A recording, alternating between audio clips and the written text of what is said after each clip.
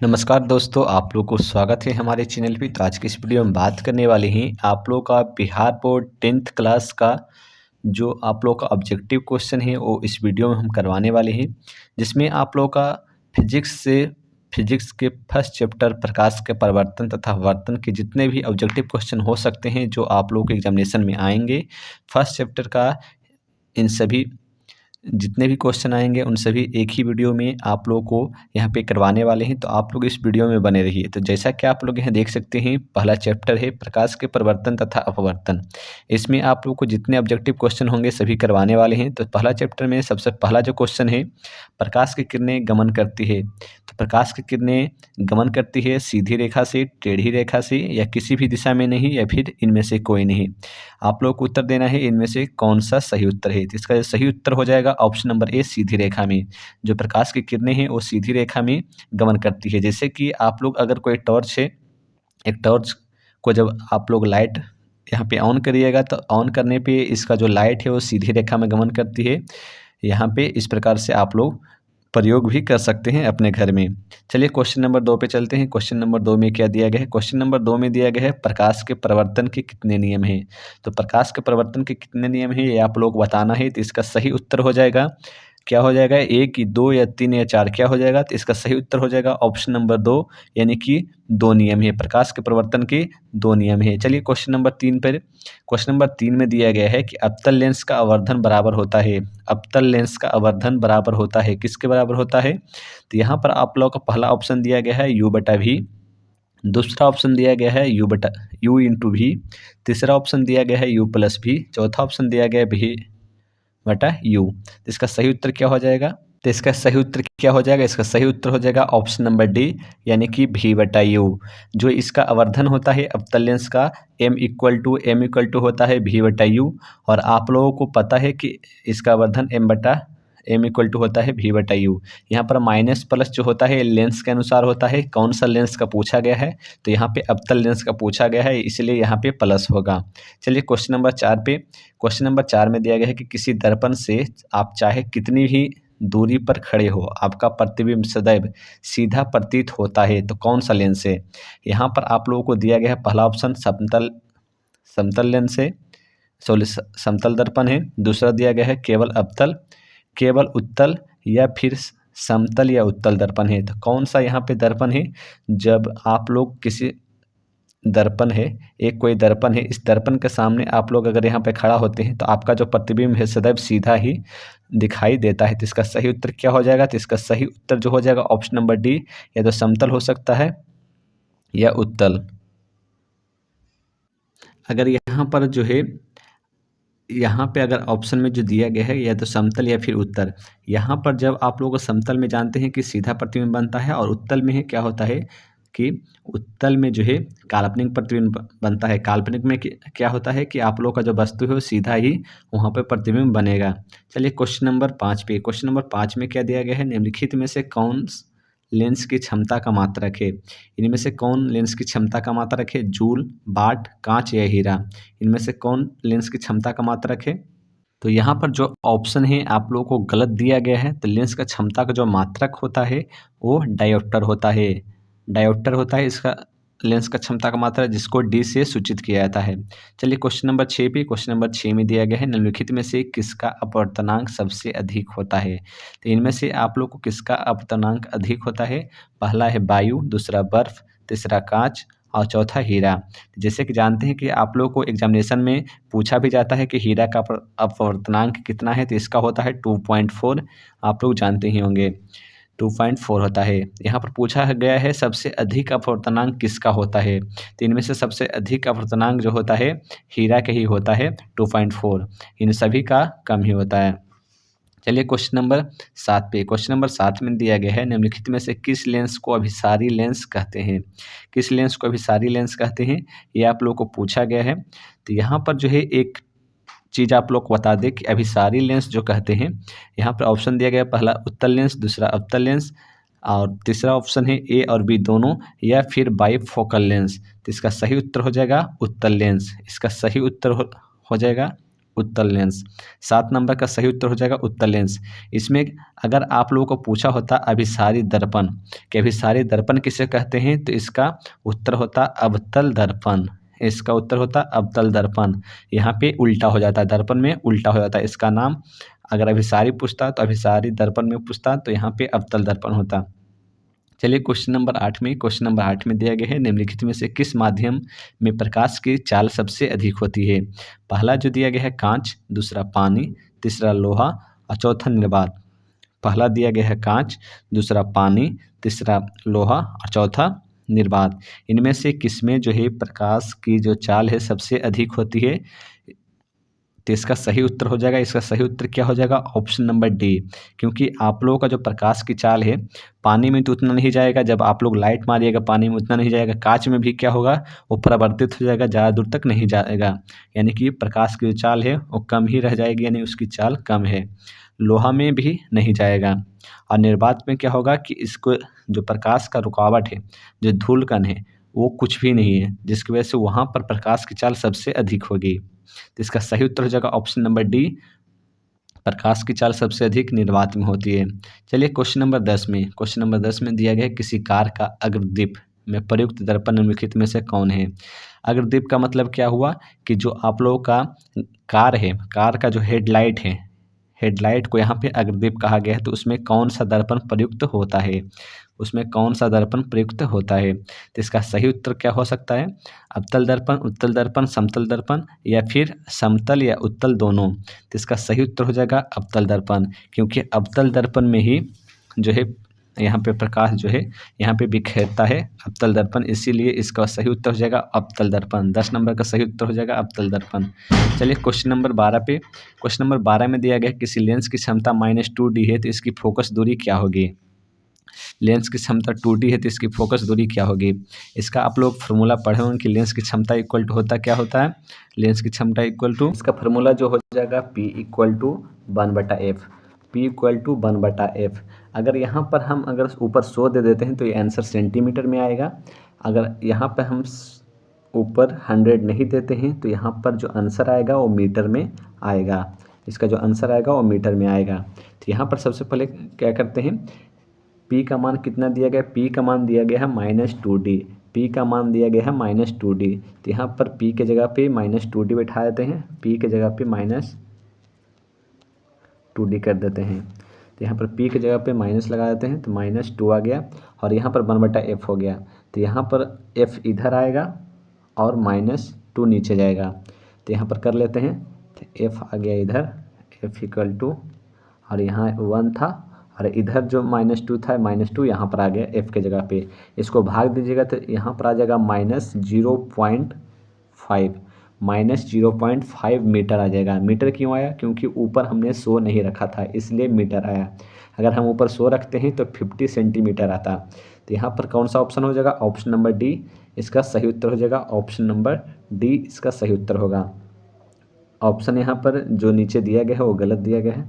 चलिए question number 13 पे, question number 13 में दिया गया कौन सा दर्पण आमतौर पर वाहनों में पीछे देखने के लिए दर्पण के रूप में प्रयोग किया जाता है। तो आप लोगों को यहाँ पर जो दिया गया है कि कौन सा दर्पण वाहनों में पीछे देखने के दर्पण के रूप में प्रयोग किया जाता है, यानी कि साइड मिरर के बारे में बात कर रहा है। जो ड्राइवर रहता है, ड्राइवर के यहाँ पर बगल में जो एक मिरर रहता लगा हुआ, वो पीछे आने वाले गाड़ियों को देखने के लिए लगा रहता है। और वो इसलिए लगा रहता है ताकि पता चल सके कि कोई गाड़ी ओवरटेक कर रही है या फिर साइड से जा रही है नहीं। तो यहाँ पर इस दर्पण को इसलिए लगाया जाता है क्योंकि जो गाड़ी आ रही है वो सही से दिख पाए, और उस दर्पण में छोटे छोटे जो बड़े बड़े भी गाड़ी होते हैं वो छोटे छोटे गाड़ी दिखाई देते हैं और सही से दिखाई देते हैं।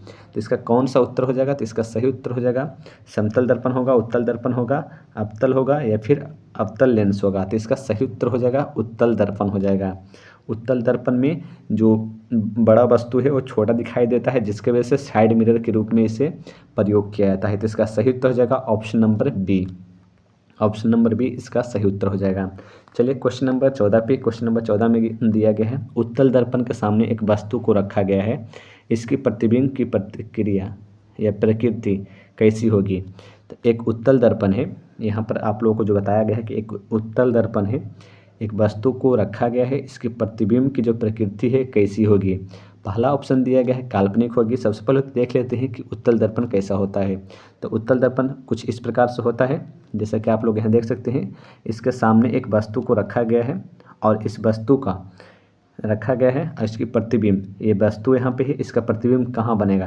जैसे कि यहाँ से इसका जाएगा तो इधर कुछ बनेगा और इसका जो डॉट डॉट डॉट इधर जाएगा। तो यानी कि पहला ऑप्शन दिया गया काल्पनिक बनेगा, दूसरा ऑप्शन दिया गया वास्तविक बनेगा, तीसरा वास्तविक काल्पनिक बनेगा या इनमें से कोई नहीं। तो इसका सही उत्तर क्या हो जाएगा। इसका सही उत्तर हो जाएगा ऑप्शन नंबर बी।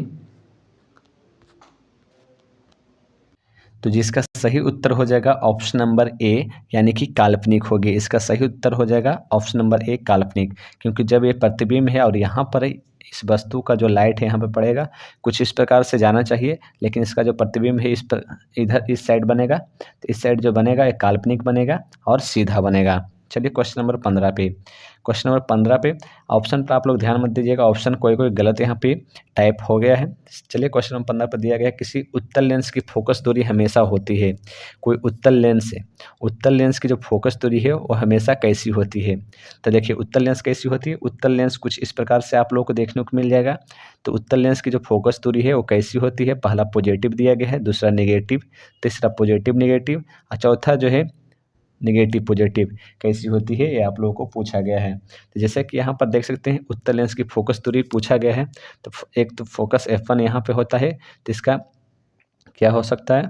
तो जो उत्तल लेंस की जो फोकस दूरी होती है वो हमेशा पॉजिटिव होती है, वो हमेशा पॉजिटिव होती है। चलिए क्वेश्चन नंबर 16 पे। क्वेश्चन नंबर 16 में दिया गया है किसी दर्पण का उपयोग सामान्यतः वाहनों का पश्च दृश्य दर्पणों के रूप में किया जाता है। किस दर्पण में का उपयोग सामान्यतः वाहनों का पश्च दृश्य दर्पणों के रूप में किया जाता है। यानी कि यहाँ पर कहने का मतलब ये है कि पीछे के भाग, यानी कि जो पीछे गाड़ी आ रही है रोड पे, कोई अगर वाहन है उसके पीछे कौन सी गाड़ी आ रही है, कितनी स्पीड में आ रही है, ये सब देखने के लिए किस दर्पण का उपयोग किया जाता है। पहला ऑप्शन है समतल दर्पण, दूसरा अवतल, तीसरा उत्तल, चौथा इनमें से कोई नहीं। इसका सही उत्तर क्या हो जाएगा।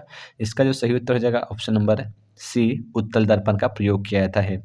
चलिए क्वेश्चन नंबर 17 में चलिए। निम्न में से किस दर्पण की फोकस दूरी धनात्मक होती है। निम्न में से किस दर्पण की जो फोकस दूरी है वो धनात्मक होती है।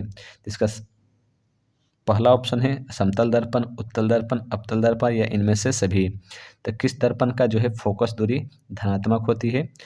तो किस दर्पण का फोकस दूरी धनात्मक होती है। तो इसका सही उत्तर हो जाएगा, इसका सही उत्तर हो जाएगा उत्तल दर्पण का जो फोकस दूरी है, उत्तल दर्पण का जो फोकस दूरी है वो हमेशा धनात्मक होती है। चलिए क्वेश्चन नंबर 18 पे। नई कार्तीय चिह्न प्रपाटी के अनुसार दर्पण के सामने रखे गए बिंब की बिंब दूरी ली जाती है। नई कार्तीय चिह्न प्रपाटी के अनुसार दर्पण के सामने रखे गए बिंब की बिंब दूरी ली जाती है। तो यहाँ पर आप लोग ये कहा जा रहा है कि कोई दर्पण है, जैसे कि मान ले यहाँ पर एक अवतल दर्पण है और यहाँ पर कहा गया है कि अनुसार यहाँ पे दर्पण के सामने बिंब रखा गया है, यानी कि कोई वस्तु रखा गया है। तो ये जो वस्तु रखा गया है इस वस्तु की दूरी ली जाती है, धनात्मक ली जाती है, ऋणात्मक ली जाती है, धनात्मक ऋणात्मक दोनों ली जाती है, ये आप लोगों को पूछा गया है। तो इसमें कौन सा सही उत्तर हो जाएगा। तो इसका सही उत्तर हो जाएगा 18 नंबर क्वेश्चन का। 18 नंबर क्वेश्चन का ऑप्शन नंबर सी हो जाएगा, ऋणात्मक होती है। इसका सही उत्तर क्या हो जाएगा, ऋणात्मक होती है, क्योंकि यहाँ पर वस्तु के बारे में पूछा गया है और जो वस्तु की जो दूरी ली जाती है या लेंस हो या फिर दर्पण हो, किसी भी लेंस या फिर किसी भी दर्पण में सभी में ऋणात्मक ही होती है। लेंस हमेशा ऋणात्मक ही लेना है। लेंस दूरी जो है, बिंब की जो दूरी है हमेशा ऋणात्मक ही लेना है। चलिए क्वेश्चन नंबर 19 पे। क्वेश्चन नंबर 19 में दिया गया किसी लेंस द्वारा उत्पन्न आवर्धन का एसआई मात्रक क्या होता है। तो किसी लेंस द्वारा उत्पन्न आवर्धन का एसआई मात्रक क्या होता है। पहला ऑप्शन दिया गया है मीटर, दूसरा सेंटीमीटर, तीसरा मिलीमीटर, चौथा है मात्रक विहीन। तो यहाँ पर आप लोगों का आवर्धन का एसआई मात्रक पूछा गया है। आवर्धन का एसआई मात्रक क्या हो जाएगा। तो इसका सही उत्तर हो जाएगा ऑप्शन नंबर डी, मात्रक विहीन, मतलब इसका कोई भी मात्रक नहीं होता है। चलिए क्वेश्चन नंबर 20 पे। क्वेश्चन नंबर 20 में दिया गया है निम्न में से किस लेंस की फोकस दूरी, निम्नलिखित में से किस लेंस का जो फोकस दूरी है वो धनात्मक होती है। तो यहाँ पर लेंस के बारे में पूछा है कि किस लेंस का फोकस दूरी धनात्मक होती है। तो हमने ऊपर ही बताया कि जो है सबसे पहला जो ऑप्शन दिया गया है अवतल लेंस, दूसरा दिया गया है उत्तल लेंस, तीसरा दिया गया समतल अवतल लेंस, या फिर इनमें से कोई नहीं। तो इसका सही उत्तर क्या हो जाएगा, किस लेंस का जो फोकस दूरी है, फोकस दूरी यहाँ पर कहा जा रहा है, तो फोकस दूरी किस लेंस का धनात्मक होता है, तो फोकस दूरी है धनात्मक होता है उत्तल लेंस का। इसका सही उत्तर हो जाएगा ऑप्शन नंबर बी, उत्तल लेंस का। चलिए क्वेश्चन नंबर 21 पे, निर्वात में प्रकाश की चाल क्या होती है। निर्वात में प्रकाश की चाल यहाँ पर पूछा गया है। पहला ऑप्शन है 3 × 10⁸ मीटर पर सेकेंड, दूसरा ऑप्शन है 3 × 10⁸ सेंटीमीटर पर सेकेंड, तीसरा ऑप्शन है 3 × 10⁸ किलोमीटर पर सेकेंड, या फिर इनमें से कोई नहीं। तो इसका सही उत्तर क्या हो जाएगा, तो इसका सही उत्तर हो जाएगा ऑप्शन नंबर ए, 3 × 10⁸ मीटर पर सेकेंड निर्वात में प्रकाश की चाल। चलिए क्वेश्चन नंबर 22 पे, क्वेश्चन नंबर 22 में दिया गया है, यदि किसी समबाहु त्रिभुज में निर्गत कोण और विचलन कोण क्रमशः 40 डिग्री और 30 डिग्री है, तो आपतन कोण क्या होगा। यहाँ पर आप लोगों को दिया गया है कि यदि किसी समबाहु त्रिभुज के प्रिज्म दिया गया है, कोई प्रिज्म है जिसका त्रिभुज जो है समबाहु त्रिभुज है, यानी कि तीनों भुजाएं बराबर है, उसमें दिया गया है कि निर्गत कोण ठीक है, और विचलन कोण, निर्गत कोण और विचलन कोण का जो मान है, पहला तो 40 डिग्री दिया गया है और दूसरा जो विचलन कोण है उसका मान 30 डिग्री दिया गया है। तो कहा गया है कि आपतन कोण, जो आपतन कोण है वो आप लोगों को बताना है। पहला ऑप्शन है 40 डिग्री, दूसरा ऑप्शन है 50 डिग्री, तीसरा 60 और चौथा है 70 डिग्री। इनमें से कौन ऑप्शन हो जाएगा, तो इनमें से आप लोगों का ऑप्शन, तो यहाँ पर जो है आप लोग को एक समबाहु त्रिभुज दिया गया है, जिसका समबाहु त्रिभुज का मतलब हुआ कि ये भी कोण 60 डिग्री, ये भी कोण 60 डिग्री, ये 60 डिग्री हो गया। एक कोई रेखा यहाँ से गुजरा है, यानी कि तो यहाँ पर जो एक प्रकाश का कोई रेखा है जो गुजरा है वायु से, ठीक है, कांच में प्रवेश किया है। तो यहाँ पर जो है आप लोग का एक लंबवत लिया जाएगा जिसका नाम आई होगा, और ये इस प्रकार से जाएगा और इधर फिर वायु में निकल जाएगा, जिसका यहाँ से लंबवत लिया जाएगा और इसका मान I2 होगा। और यहाँ पर जो है एक विचलन कोण बनेगा इस प्रकार से, और इसका होगा डेल्टा एम, ठीक है, डेल्टा एम होगा। तो इसका जो एक्चुअल फार्मूला हो जाता है आपतन कोण निकालने के लिए, तो आपतन कोण निकालने के लिए इसका फार्मूला होता है I = E = यहाँ पर हो जाएगा डेल्टा एम प्लस A/2। ए क्या हुआ, समबाहु त्रिभुज का कोण। समबाहु त्रिभुज में तीनों कोण बराबर होते हैं और एक त्रिभुज का 180 डिग्री कोण होता है, तो इसलिए ए का जो मान हो जाएगा 60 डिग्री हो जाएगा एक कोण का मान। तो यहाँ पर जो आप लोग को हो जाएगा डेल्टा एम बराबर, यहाँ पर दिया गया है 30 डिग्री विचलन कोण, यहाँ पे 30 डिग्री दिया गया है, तो यहाँ पर 30 डिग्री अब प्लस ये जो दिया गया है ए जो दिया गया है यहाँ पे ए दिया गया है 60 डिग्री, तो ए यहाँ पर 60 डिग्री हो जाएगा और बटा नीचे 2 हो गया, तो 60 और 30 90 डिग्री हो जाएगा। तो यहाँ पर हो जाएगा 90/2, 90/2 यानी कि 45 डिग्री यहाँ पे हो जाएगा। यहाँ पर ऑप्शन में नहीं दिया गया है, ठीक है। चलिए क्वेश्चन नंबर 23 पे, क्वेश्चन नंबर 23 में दिया गया है एक उत्तल लेंस की क्षमता, एक डायोप्टर है तो उस लेंस की फोकस दूरी होगी। एक उत्तल लेंस की जो क्षमता है, एक डायोप्टर दिया गया है, उस लेंस की फोकस दूरी क्या होगी, यहाँ पर आप लोगों को पूछा गया है। तो सबसे पहले जो लेंस का क्षमता का जो फार्मूला होता है P = 1/f, उसके बाद फिर आप लोग ऑप्शन में देख सकते हैं कि आंसर किस में दिया गया है। तो यहाँ पर जो आंसर दिया गया है सेंटीमीटर में दिया गया है, तो ऊपर आप लोग 100 लगा दीजिए ताकि आप लोग का आंसर भी सेंटीमीटर में ही निकले। तो यहाँ पर आप लोग का P का जो मान दिया गया है 1 दिया गया है, तो P की जगह पर यहाँ पर हम 1 पुट कर देते हैं। तो यहाँ पर P की जगह पर 1 पुट कर दिए, तो यहाँ पर हो जाएगा F = क्या हो जाएगा, F = 100 सेंटीमीटर हो जाएगा, F = 100 सेंटीमीटर हो जाएगा। F = हो गया कितना, 100 सेंटीमीटर हो जाएगा।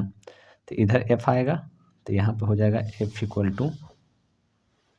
100 सेंटीमीटर।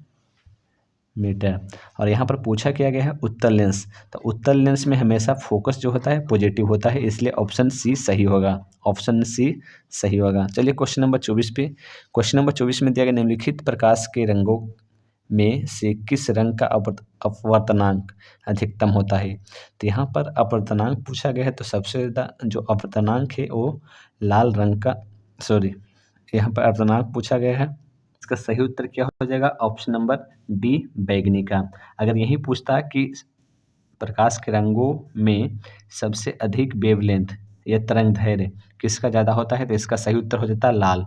यहाँ पर अपवर्तनांक पूछा गया है, इसलिए इसका सही उत्तर हो जाएगा ऑप्शन नंबर डी बैंगनी।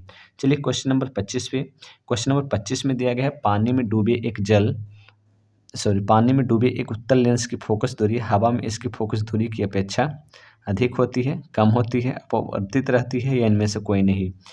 क्या कहा गया है कि पानी में डूबे एक उत्तल लेंस की फोकस दूरी, कोई उत्तल लेंस है उसकी जो फोकस दूरी है पानी में और हवा में इसकी फोकस दूरी की अपेक्षा क्या होगी? अधिक होगी, कम होगी या अपवर्तित होगी, यानी कि कोई परिवर्तन नहीं होगा। तो इसका सही उत्तर हो जाएगा ऑप्शन नंबर डी, कम होती है। हवा में इसकी जो फोकस दूरी है वो पानी की अपेक्षा कम होती है।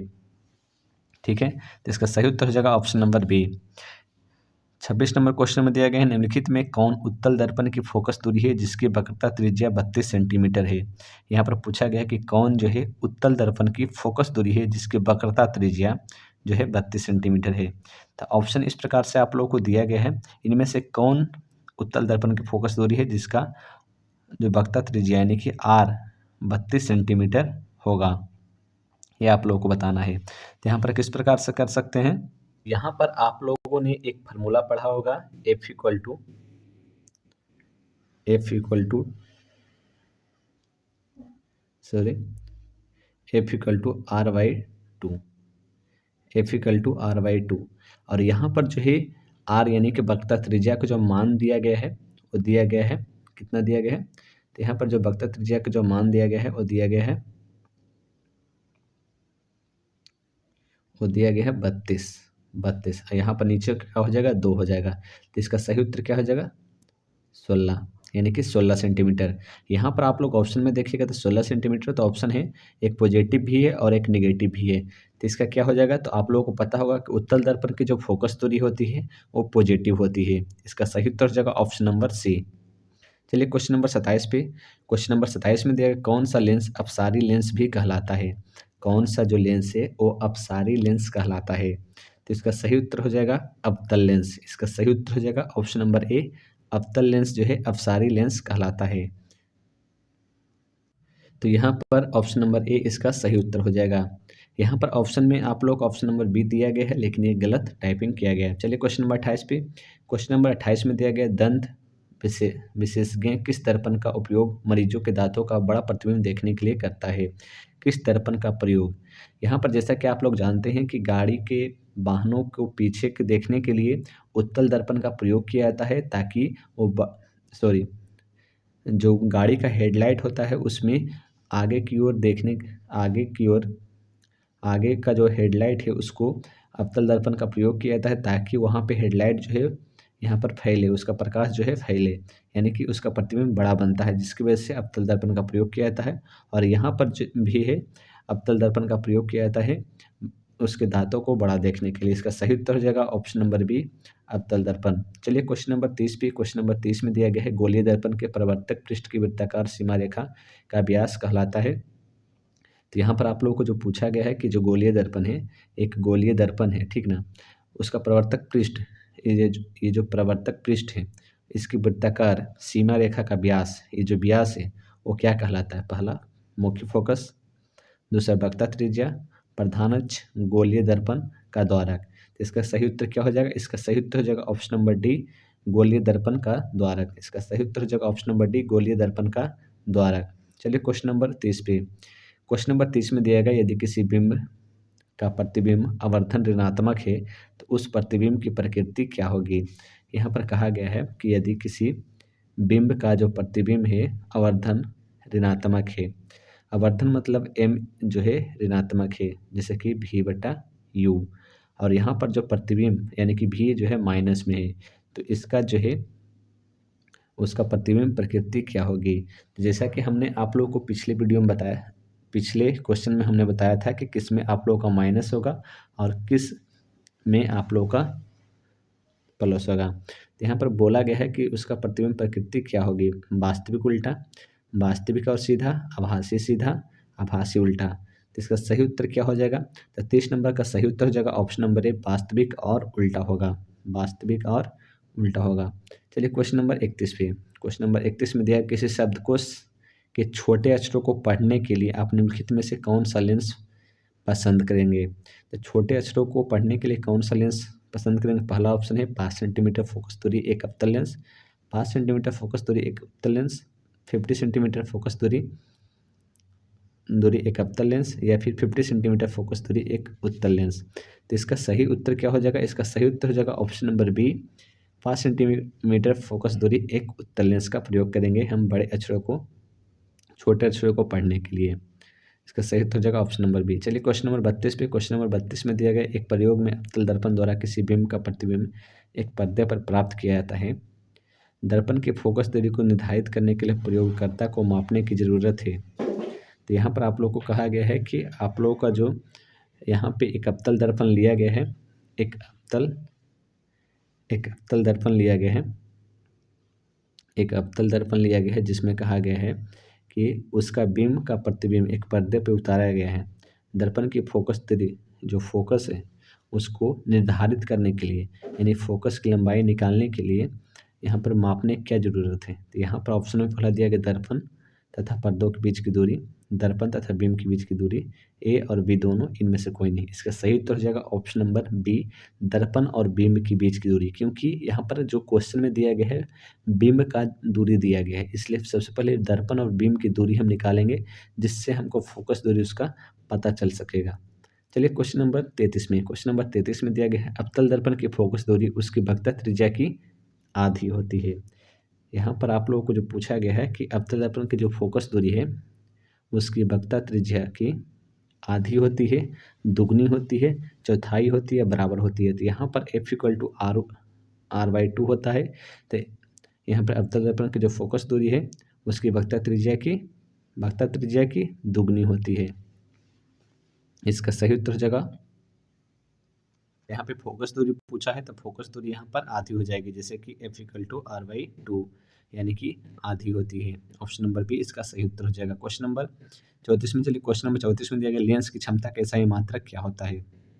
लेंस का क्षमता का एसआई मात्रक क्या होता है? यहाँ पर लेंस का क्षमता का एसआई मात्रक पूछा गया है, तो जैसे P = 1/f होता है इसका फॉर्मूला। तो इसका जो लेंस का क्षमता का एसआई मात्रक क्या हो जाएगा? तो यहाँ पर इसका सही उत्तर हो जाएगा option number C, metre inverse. इसका सही उत्तर हो जाएगा option number C, metre inverse. Question number 35 पे चलिए, जिसमें दिया गया है, प्रतिबिंब का आकार हमेशा वस्तु के बराबर है तो दर्पण होगा। प्रतिबिंब का जो आकार है, जैसे प्रतिबिंब इतना बड़ा है और वस्तु भी इतना बड़ा है, यानी वस्तु जितना बड़ा है उतना बड़ा ही प्रतिबिंब बना है, तो वस्तु का आकार कैसा हो, बराबर है, तो दर्पण कैसा होगा? पहला ऑप्शन दिया गया उत्तल दर्पण, अवतल दर्पण, समतल दर्पण, या समतल या उत्तल दर्पण। तो इसका सही उत्तर क्या हो जाएगा? ऑप्शन नंबर डी, समतल दर्पण। इसका सही उत्तर हो जाएगा समतल दर्पण। चलिए क्वेश्चन नंबर 36 पे। 36 में दिया गया, लेंस में मुख्य फोकस की संख्या कितनी है? लेंस में मुख्य फोकस की संख्या कितनी है? तो यहाँ पर इसका सही उत्तर हो जाएगा 2, 1, 3 या कोई नहीं। इसका सही उत्तर हो जाएगा ऑप्शन नंबर ए, यानी कि 2 होती है। लेंस में फोकस की जो संख्या होती है वो 2 होती है। इस प्रकार से, जैसे आप लोगों को दिखाते हैं, इस प्रकार से एक लेंस है, इस प्रकार से ये लेंस है, ये इसका प्रधान अक्ष है, और यहाँ पर एक फोकस होता है F1, इधर एक फोकस होता है F2। इस प्रकार से आप लोगों को दिया होता है। क्वेश्चन नंबर 37 पे चलिए। क्वेश्चन नंबर 37 में दिया गया, सर्च लाइट का प्रवर्तक सतह होता है। सर्च लाइट है उसका प्रवर्तक सतह कैसा होता है? उत्तल, अवतल, समतल या कोई नहीं। तो इसका सही उत्तर क्या हो जाएगा? ऑप्शन नंबर बी, अवतल होता है। इसका प्रवर्तक सतह कैसा होता है? अवतल होता है। इसका सही उत्तर हो जाएगा option number B. Question number 38 पे चलिए। क्वेश्चन नंबर 38 में दिया गया, परिवर्तन के नियम से निर्धारित होता है। परिवर्तन के नियम से क्या निर्धारित होता है? तो यहाँ पर पहला जो दिया गया ऑप्शन है, आपतन कोण, प्रवर्तन कोण, अपवर्तन कोण। तीसरा है आपतन कोण, विचलन कोण, इनमें से कोई नहीं। तो इसका सही उत्तर हो जाएगा ऑप्शन नंबर ए, आपतन कोण, प्रवर्तन कोण। इसका सही उत्तर हो जाएगा ऑप्शन नंबर ए, आपतन कोण, प्रवर्तन कोण। क्वेश्चन नंबर 39 पे आइए। प्रकाश के अपवर्तन के कितने नियम हैं? प्रकाश के अपवर्तन के कितने नियम हैं? 1, 2, 3 या 4? इसका सही उत्तर क्या हो जाएगा? इसका सही उत्तर हो जाएगा ऑप्शन नंबर बी 2। प्रकाश के अपवर्तन के 2 नियम हैं। चलिए क्वेश्चन नंबर 40 पे। क्वेश्चन नंबर 40 में दिया गया दाढ़ी बनाने में कौन सा दर्पण का उपयोग किया जाता है? दाढ़ी बनाने में कौन सा दर्पण का प्रयोग किया जाता है? तो दाढ़ी बनाने के लिए कौन सा दर्पण का प्रयोग किया जाता है? पहला जो ऑप्शन है समतल दर्पण, दूसरा उत्तल, तीसरा अवतल, या इनमें से कोई नहीं। इसका सही उत्तर हो जाएगा ऑप्शन नंबर सी, अवतल दर्पण का प्रयोग किया जाता है। दाढ़ी बनाने के लिए अवतल दर्पण का प्रयोग किया जाता है। चलिए क्वेश्चन नंबर 41 में। क्वेश्चन नंबर 41 में दिया गया है समतल दर्पण द्वारा बना प्रतिबिंब होता है। समतल दर्पण द्वारा बना प्रतिबिंब कैसा होता है? वास्तविक होता है, काल्पनिक होता है, ए और बी दोनों, या फिर इनमें से कोई नहीं। तो समतल दर्पण द्वारा बना प्रतिबिंब काल्पनिक होता है। ऑप्शन नंबर बी हो जाएगा, काल्पनिक होता है, क्योंकि यहाँ पर जो है सीधा इसका प्रतिबिंब बनता है। सीधा जहाँ पर भी प्रतिबिंब बनेगा उसका जो प्रतिबिंब है वो काल्पनिक ही होगा। चलिए क्वेश्चन नंबर 42 पे। क्वेश्चन नंबर 42 में दिया किस लेंस के द्वारा सिर्फ काल्पनिक प्रतिबिंब बनता है? किस लेंस के द्वारा सिर्फ काल्पनिक प्रतिबिंब ही बनता है? किस लेंस के द्वारा सिर्फ काल्पनिक प्रतिबिंब ही बनता है? उत्तल, अवतल लेंस, बाइफोकल लेंस, या इनमें से कोई नहीं। इसका सही उत्तर हो जाएगा उत्तल लेंस के द्वारा सिर्फ काल्पनिक प्रतिबिंब ही बनता है। क्वेश्चन नंबर 43 में चलिए दिया गया है गोलीय दर्पण में फोकसांतर एवं वक्रता त्रिज्या के बीच संबंध है, अथवा एक गोलीय दर्पण है जिसमें फोकसांतर यानी कि F और वक्रता त्रिज्या R के बीच में संबंध, अथवा गोलीय दर्पण का फोकसांतर उसके वक्रता त्रिज्या का कितना गुना होता है? उसका फोकसांतर जो है वक्रता त्रिज्या यानी R का कितना गुना होता है, ये आप लोगों को पूछा गया है। तो चलिए क्वेश्चन नंबर ऑप्शन में दिया गया है R = 2F, option number B में दिया गया 2, ऑप्शन नंबर 3 में दिया गया है F = R/2, और तीसरा दिया गया है R = F/2। तो आप लोगों ने एक फार्मूला पढ़ा होगा F = R/2, F = R/2। इसका सही उत्तर क्या हो जाएगा? Option number C. चलिए क्वेश्चन नंबर 45 पे। क्वेश्चन नंबर 45 में दिया गया एक अवतल दर्पण की फोकस दूरी 10 सेंटीमीटर है, तो उसकी वक्रता त्रिज्या क्या होगी? एक अवतल दर्पण की जो फोकस दूरी है वो 10 सेंटीमीटर दिया गया, तो उसका वक्रता त्रिज्या निकालने के लिए कहा गया है। तो इसका हो जाएगा फार्मूला F =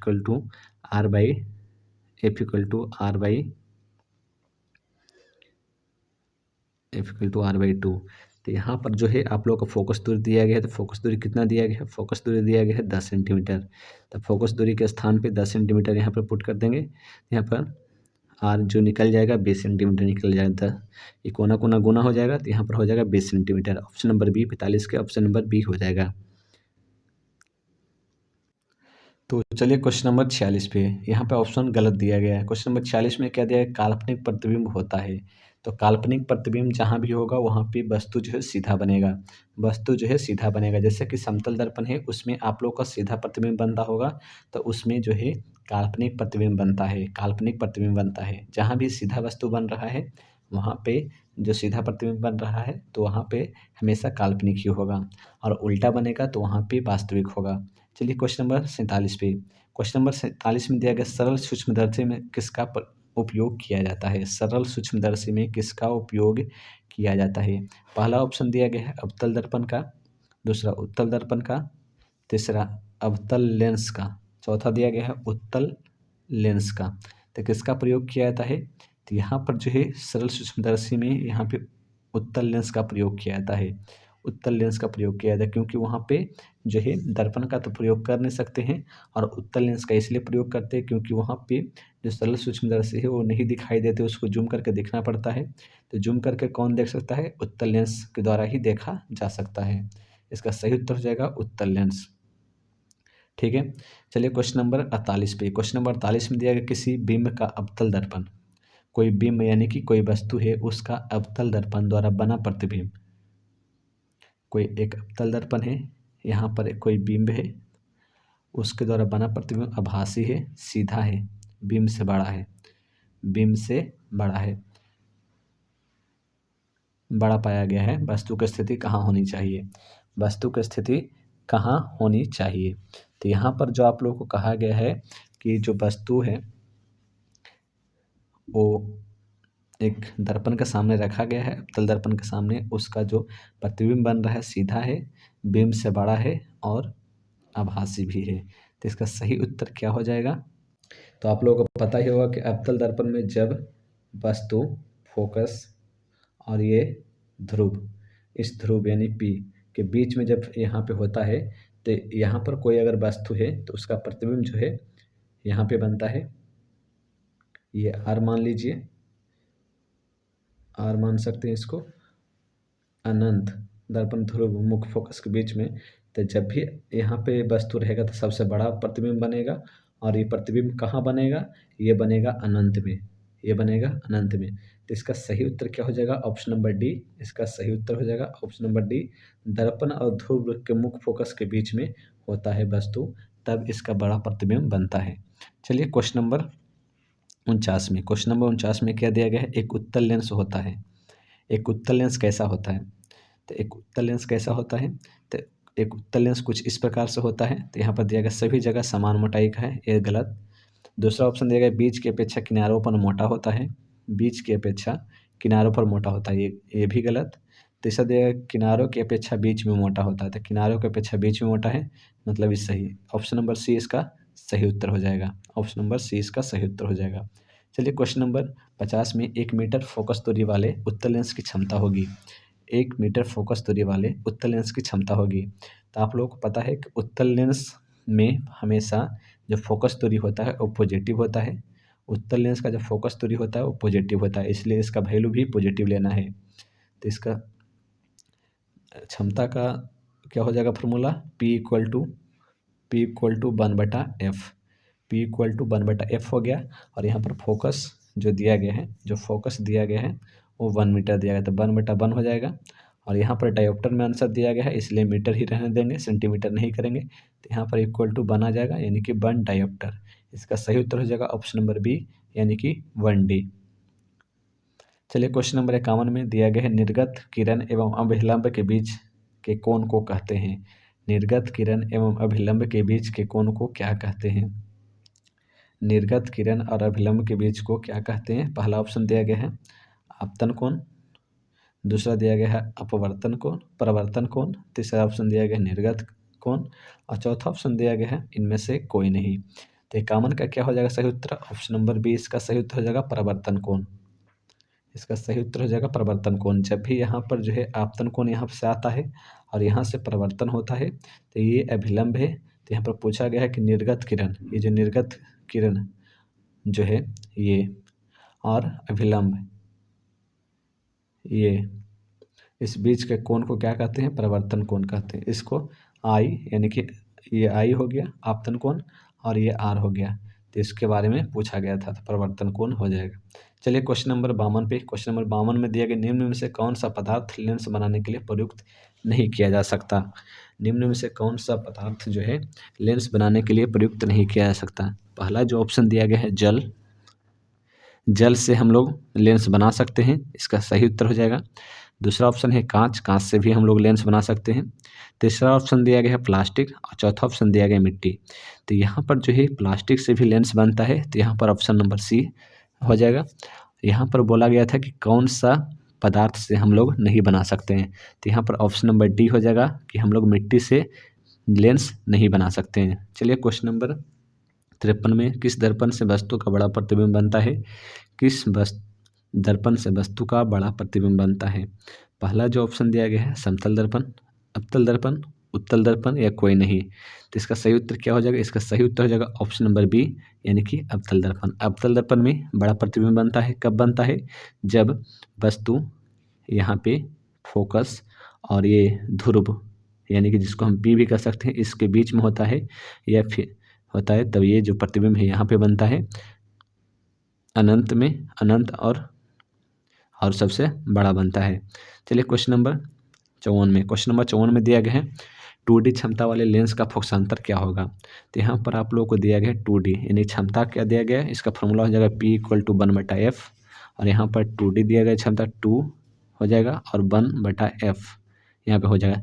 यहाँ पर जो आंसर दिया गया है सेंटीमीटर में दिया गया, तो यहाँ पर सेंटीमीटर में बदलने के लिए हम लोग, सेंटीमीटर में बदलने के लिए यहाँ पर 100 का प्रयोग करेंगे तो सेंटीमीटर में हो गया। यहाँ पर 2 से भागा में 50 आ जाएगा, एफ इधर जाएगा तो एफ इक्वल टू हो जाएगा 50 सेंटीमीटर। इसका सही उत्तर क्या हो जाएगा? सही उत्तर हो जाएगा ऑप्शन नंबर डी 50 सेंटीमीटर। चलिए क्वेश्चन नंबर 55 पे चलते हैं। क्वेश्चन नंबर 55 में दिया किसी गोलीय दर्पण की वक्रता त्रिज्या 50 सेंटीमीटर है, उसकी फोकस दूरी क्या होगी? तो कोई गोलीय दर्पण है, कोई गोलीय दर्पण उसकी फोकस, उसकी वक्रता त्रिज्या यानी कि आर इक्वल टू दिया 50 सेंटीमीटर और उसकी फोकस दूरी यहाँ पर पूछा गया है। आप लोगों को पता है एफ इक्वल टू R/2 होता है, R/2 होता है। आर का मान दिया गया 50 बटा 2, तो यहाँ पर हो जाएगा 25। इसका सही उत्तर हो जाएगा ऑप्शन नंबर सी यानी कि 25 सेंटीमीटर। 55 नंबर का सही उत्तर हो जाएगा 25। 55 नंबर क्वेश्चन का हो जाएगा option number C 25 centimetre. 56 number question में दिया गया अवतल दर्पण से प्रवर्तन के बाद किरण किस बिंदु से गुजरेगी? कोई अवतल दर्पण है, यहाँ पर बोला जा रहा है कि यहाँ पर कोई वस्तु है, एक किरण है। अवतल दर्पण से प्रवर्तन के बाद किरण, यहाँ पर प्रवर्तन के बाद किरण किस बिंदु से गुजरेगी? पहला दिया गया है सेंटर, दूसरा दिया गया फोकस, तीसरा दिया गया है कि ये यहाँ पे ध्रुव से, या फिर चौथा दिया गया है कि सी और एफ के बीच में, यानी सेंटर और फोकस के बीच में। तो इसका सही उत्तर क्या हो जाएगा? ऑप्शन नंबर बी फोकस से, हमेशा फोकस से ही गुजरती है। चलिए क्वेश्चन नंबर 57 में, क्वेश्चन नंबर 57 में दिया गया कि अगर किसी अवतल दर्पण की फोकस दूरी या वक्रता त्रिज्या आर हो तो इसका क्या हो जाएगा? तो आप लोगों ने फार्मूला जानते ही है, एफ इक्वल टू R/2, इसका सही उत्तर हो जाएगा। एफ इक्वल टू R/2, इसका ऑप्शन नंबर ए इसका सही उत्तर हो जाएगा। चलिए क्वेश्चन नंबर 58 में, क्वेश्चन नंबर 58 में दिया किसी उत्तल लेंस का फोकसांतर 50 सेंटीमीटर, उसकी क्षमता क्या होगी?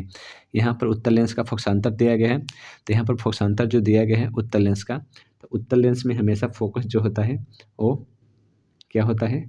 प्लस में होता है, इसलिए प्लस में ही लेना है। इस बात को आप लोग ध्यान में रखिएगा, प्लस माइनस, उत्तल लेंस में जो फोकस होता है उसको प्लस में लेना होता है। और क्षमता पूछा गया तो P इक्वल टू हो जाएगा 1/F, और यहाँ पर जो है आप लोगों को सेंटीमीटर में दिया गया है, तो यहाँ पर ऊपर 100 कर देंगे, 100 बटा सेंटीमीटर दिया गया 50, नीचे भाग करेंगे 2 आ जाएगा, यानी कि P इक्वल टू 2D आ जाएगा। P इक्वल टू 2D आ जाएगा, ऑप्शन नंबर डी इसका सही उत्तर हो जाएगा। क्वेश्चन नंबर 59 में चलिए, क्वेश्चन नंबर 59 में दिया गया किसी दर्पण से वस्तु को कहीं भी रखने से वस्तु के बराबर आकार का सीधा प्रतिबिंब बनता है तो दर्पण होगा। अगर यहाँ पर कहा गया कि कोई भी दर्पण हो, यहाँ पे ऑप्शन में पूछा गया कि वो कौन सा दर्पण है जिसमें वस्तु को हम कहीं भी रखें, लेकिन कंडीशन ये है कि वस्तु का जो प्रतिबिंब है, यानी कि वस्तु का जो आकार है इतना है, तो जो प्रतिबिंब बनेगा उसका भी आकार इतना ही होना चाहिए। तो वो कौन सा जो है दर्पण हो सकता है?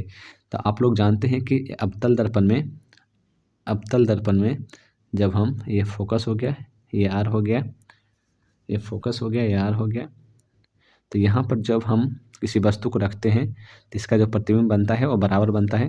तो इसका सही उत्तर हो जाएगा ऑप्शन नंबर बी अवतल दर्पण, इसका सही उत्तर हो जाएगा। इसका सही उत्तर हो जाएगा ऑप्शन नंबर बी अवतल दर्पण, इसका सही उत्तर हो जाएगा। चलिए क्वेश्चन नंबर 60 पे, क्वेश्चन नंबर 60 में दिया गया है फोटोग्राफी कैमरा का अभिदृश्यक होता है। फोटोग्राफी कैमरा का अभिदृश्यक होता है, यहाँ पर पूछा गया जो फोटोग्राफी कैमरा है उसका अभिदृश्यक क्या होता है? उत्तल लेंस, अवतल लेंस, उत्तल दर्पण या अवतल दर्पण? दर्पण तो हो ही नहीं सकता है, तो उत्तल लेंस या अवतल लेंस? तो इसका सही उत्तर हो जाएगा ऑप्शन नंबर ए उत्तल लेंस, क्योंकि जब जूम करते हैं, जूम उत्तल लेंस में ही हो सकता है। जैसे कि हमने बताया था कि जब कोई वायरस के या फिर किसी को जूम करके हम लोग प्रयोगशाला में देखते हैं, उत्तल लेंस का प्रयोग किया जाता है, वहाँ पे जो लेंस होता है उत्तल लेंस का ही बना होता है। यहाँ पर 61 नंबर क्वेश्चन की बात करें तो 61 नंबर में दिया गया साइड मिरर के रूप में प्रयुक्त होता है। तो साइड मिरर के रूप में हमने आप लोग को बता ही दिया कि साइड मिरर के रूप में कौन प्रयोग होता है? अवतल दर्पण, उत्तल लेंस, प्रिज्म। इसका सही उत्तर हो जाएगा ऑप्शन नंबर बी, यानी कि उत्तल दर्पण का प्रयोग किया जाता है साइड मिरर के रूप में। क्वेश्चन नंबर 62 में दिया गया प्रकाश का वर्ण विक्षेपण किस उपकरण से संभव है? प्रकाश का वर्ण विक्षेपण, कोई प्रकाश है उसका वर्ण विक्षेपण किस उपकरण से संभव है? पहला दर्पण, दूसरा लेंस, तीसरा प्रिज्म, चौथा कांच की सिल्ली। तो आप लोग जानते हैं कि जो प्रकाश का वर्ण विक्षेपण होता है वो प्रिज्म से ही होता है, प्रिज्म से होता है। इसका सही उत्तर हो जाएगा ऑप्शन नंबर सी, यानी कि प्रिज्म। क्वेश्चन नंबर 63 में दिया गया किस दर्पण से हमेशा वस्तु से छोटा प्रतिबिंब प्राप्त होता है? किस दर्पण से वस्तु से छोटा प्रतिबिंब प्राप्त होता है? ऑप्शन नंबर बी उत्तल दर्पण से। उत्तल दर्पण से हमेशा छोटा ही प्रतिबिंब प्राप्त होता है। क्वेश्चन नंबर 64 पे चलिए। क्वेश्चन नंबर 64 में दिया गया, जब प्रकाश की किरण हवा से कांच में प्रवेश करती है तो मुड़ जाती है। जब प्रकाश की किरण हवा से, देखिए ये प्रकाश की किरण है, ये कोई कांच है, ये हवा है, हवा में प्रकाश की किरण है ऐसे, और यहाँ पर जैसे ही पड़ा ये मुड़ गए, ये इस प्रकार से मुड़ जाती है। तो यहाँ पर कहा जा रहा है कि प्रवेश करती है मुड़ जाती है, तो अभिलंब से दूर, अभिलंब से दूर, अभिलंब के निकट, अभिलंब के समानांतर, या इनमें से कोई नहीं। तो इसका सही उत्तर क्या हो जाएगा? इसका सही उत्तर हो जाएगा ऑप्शन नंबर बी, अभिलंब के निकट जाती है। जैसे कि यहाँ पर देख सकते हैं ये कोई कांच है, यहाँ पर हमने इसे हवा से इस प्रकार से आया और यहाँ पर इस प्रकार से मुड़ गया, अभिलंब इसका ये बनेगा और ये अभिलंब के निकट जा रही है। इसका ऑप्शन क्या हो जाएगा? ऑप्शन नंबर बी इसका सही उत्तर हो जाएगा। चलिए क्वेश्चन नंबर 65 में। क्वेश्चन नंबर 65 में जाएगा, किसी गोलीय दर्पण तथा किसी पतले गोलीय लेंस से दोनों की फोकस दूरियां -15 सेंटीमीटर है। दर्पण तथा लेंस संभवतः है, यहाँ पर -15 सेंटीमीटर दिया गया है।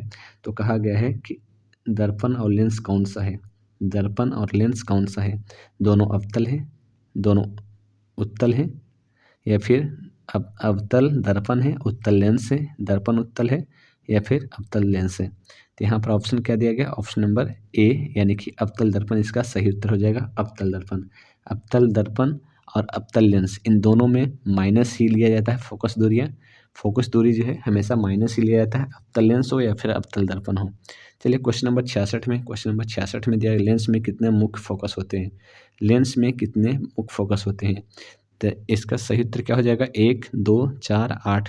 इसका सही उत्तर हो जाएगा ऑप्शन नंबर 2 यानी कि लेंस में मुख्य फोकस 2 होते हैं। ऑप्शन नंबर बी सही उत्तर हो जाएगा। किसी समतल दर्पण द्वारा आवर्धन होता है, किसी समतल दर्पण द्वारा आवर्धन होता है, किसी कोई समतल दर्पण है उसके द्वारा आवर्धन क्या होता है? तो इसके द्वारा जो आवर्धन होता है वो +1 होता है। चलिए क्वेश्चन नंबर 68 पे। क्वेश्चन नंबर 68 में दिया गया है, निम्न में से किसका उपयोग लेंस बनाने के लिए किया जाता है? निम्न में से किसका उपयोग लेंस बनाने के लिए किया जाता है? पहला हवा, पानी, पारा, कांच। हवा, पानी, पारा और कांच। तो यहाँ पर जो लेंस बनाने के लिए निम्नलिखित में से प्रयोग नहीं किया जा सकता, मतलब नहीं किया जा सकता है। देखिए यहाँ पर पानी से भी बन सकता है, कांच से भी बन सकता है, पारा से भी बन सकता है, किससे नहीं बन सकता? सॉरी, हवा से भी बन सकता है, पारा से नहीं बन सकता है। तो इसका सही उत्तर हो जाएगा ऑप्शन नंबर सी।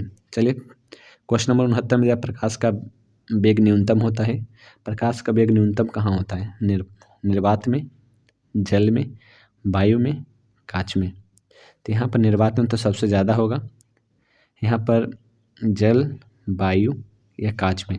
इसका सही उत्तर हो जाएगा ऑप्शन नंबर डी यानी कि कांच में प्रकाश का वेग न्यूनतम होता है यानी कि कम होता है। 70 नंबर क्वेश्चन पे आइए। 70 नंबर क्वेश्चन में क्या है? 70 नंबर क्वेश्चन में दिया गया है कि निम्नलिखित में से किसका अपवर्तनांक सबसे कम होता है? निम्नलिखित में से किसका अपवर्तनांक सबसे कम होता है? पहला ऑप्शन दिया गया है पानी का, तारपीन का, किरोसिन का या बेंजीन का। तो यहाँ पे अपवर्तनांक पूछा गया है, इसका 70 का सही उत्तर हो जाएगा ऑप्शन नंबर ए यानी कि पानी का जो अपवर्तनांक है वो कम होता है। 71 नंबर क्वेश्चन में दिया गया है कि एक अवतल लेंस की फोकस दूरी -2 मीटर है, तो इसकी क्षमता क्या होगी? तो क्षमता का जो फॉर्मूला होता है -P = 1/f। यहाँ पे फोकस दूरी 2 मीटर दिया गया है, तो यहाँ पर मीटर दिया गया है इसलिए हम ऊपर को 100 नहीं करेंगे। अगर सेंटीमीटर देता है तो हम उसको 100 में बदल देते हैं, तो यहाँ पे हम रहने देते हैं। तो यहाँ पर हो जाएगा F = -2 मीटर, -2 मीटर, और यहाँ P = तो यहाँ पर हो जाएगा 0.1/-2, 1/-2 हो जाएगा यहाँ पे 0.5 माइनस में, 0.5 माइनस में हो जाएगा। तो यहाँ पर ऑप्शन नंबर बी इसका सही उत्तर हो जाएगा। चलिए क्वेश्चन नंबर 72 में। क्वेश्चन नंबर 72 में क्या दिया? किसी माध्यम प्रकाश की चाल 2 × 10%। यहाँ पर जो है क्वेश्चन थोड़ा यहाँ पे रॉन्ग टाइप हो गया है इसलिए इसको छोड़ देते हैं। चलिए क्वेश्चन नंबर 73 पे। क्वेश्चन नंबर 73 में दिया गोलीय दर्पण की वक्रता त्रिज्या 32 सेंटीमीटर, इसकी फोकस दूरी क्या होगी? तो 32 सेंटीमीटर वक्रता त्रिज्या यानी आर दिया गया है 32 सेंटीमीटर, और फोकस दूरी निकालने के लिए कहा जा रहा है F = हो जाएगा R/2, F = हो जाएगा R/2। तो R = कितना दिया गया? R = दिया गया 32 सेंटीमीटर। यहाँ 32 हो जाएगा बटा 2 यानी कि 16 सेंटीमीटर। एफ इक्वल टू हो जाएगा 16 सेंटीमीटर। ऑप्शन नंबर ए इसका सही उत्तर हो जाएगा 73 नंबर का। चलिए क्वेश्चन नंबर 74 में, यदि एक उत्तल लेंस के फोकस दूरी 0.5 मीटर हो तो उसकी क्षमता क्या होगी। तो पी इक्वल टू निकाल लेंगे, P equal to 1/f। Metre में दिया गया है इसलिए ऊपर हम 100 नहीं लगाएंगे। अगर सेंटीमीटर में दिया रहता फोकस दूरी तो ऊपर में हम 100 पहले रख देते हैं। तो यहाँ पर हो जाएगा 1/0.5। अब 1 को 0.5 से भागा देंगे तो यहाँ क्या आ जाएगा। तो इस प्रकार से आप लोग समझा देते हैं, इस प्रकार से 1/0.5, 0.5 को इस प्रकार से बदलेंगे। 10 नीचे आएगा, 10 ऊपर जाएगा, 10 ऊपर जाएगा, नीचे 5 बच जाएगा, 5 दूनी 10 यानी कि 2। यहाँ पर 2 डायोप्टर हो जाएगा। Option number C 2 dioptre. चलिए क्वेश्चन नंबर 75 पे, एक अवतल दर्पण की फोकस दूरी 10 सेंटीमीटर है, उसकी वक्रता त्रिज्या क्या होगी। एक अवतल लेंस के फोकस दूरी 10 सेंटीमीटर दिया गया है, वक्रता त्रिज्या पूछा गया है। तो यहाँ पर हो जाएगा F equal to r/2। F equal to कितना दिया गया, एफ इक्वल टू दिया गया है 10 सेंटीमीटर। सबसे पहले यहाँ पर निकाल लेते हैं आर। तो यहाँ पर 2 जो है इधर जाएगा तो आर इक्वल टू हो जाएगा 2f। यहाँ पर आर इक्वल टू 2f हो जाएगा, आर इक्वल टू 2f। और f यहाँ पर कितना दिया गया है 2 × 10 सेंटीमीटर, यानी कि इसका r इक्वल टू हो जाएगा 20 सेंटीमीटर। ऑप्शन नंबर सी इसका सही उत्तर हो जाएगा 75 नंबर का। चलिए क्वेश्चन नंबर 76 में, क्वेश्चन नंबर 76 में दिया गया है, एक प्रकाश किरण एक समतल दर्पण पर लंबवतः आपतित होती है, प्रवर्तन कोण का मान होगा। प्रवर्तन कोण का मान क्या होगा। इसका सही उत्तर हो जाएगा ऑप्शन नंबर क्या हो जाएगा 0 degree, 0 degree, 45 degree, 90 degree, 135 degree. इसका सही उत्तर हो जाएगा ऑप्शन नंबर ए 0 डिग्री। जब भी एक समतल दर्पण दिया गया है, इस पर लंबवत यानी कि 90 डिग्री कोण पे एक आपतन कोण आपतित होती है, तो ये प्रवर्तित होकर उसी पर चला जाएगा, यानी कि कोई भी एंगल चेंज नहीं करेगा, जिसकी वजह से इसको 0 डिग्री ही मानेंगे इन दोनों कोण के बीच में। चलिए क्वेश्चन नंबर 77 पे, क्वेश्चन नंबर 77 में दिया गया है, एक गोलीय दर्पण की फोकस दूरी 12.5 सेंटीमीटर है। फोकस दूरी कितना दिया गया है 12.5, उसकी वक्रता त्रिज्या क्या होगी। तो यहाँ पर एफ इक्वल टू r/2 आपने पढ़ा होगा। 2 इधर जाएगा तो 2f बराबर r हो जाएगा, 2f बराबर r। और यहाँ पर जो है 2f बराबर r हो गया। और f का मान कितना दिया गया है, f का मान दिया गया 12.5 सेंटीमीटर, 2 × 12.5 सेंटीमीटर हो जाएगा। तो बाद में 24 और 1 25, r इक्वल टू हो जाएगा 25 सेंटीमीटर। इसका सही उत्तर क्या हो जाएगा, इसका सही उत्तर हो जाएगा 25 सेंटीमीटर। इसका सही उत्तर हो गया 25 सेंटीमीटर, ऑप्शन नंबर सी। तो आज के लिए इतना ही रहने देते हैं। नेक्स्ट वीडियो में आप लोगों को नेक्स्ट चैप्टर का, फिजिक्स का नेक्स्ट चैप्टर का आप लोगों का वीडियो हम कल अपलोड कर देंगे। थैंक यू, धन्यवाद।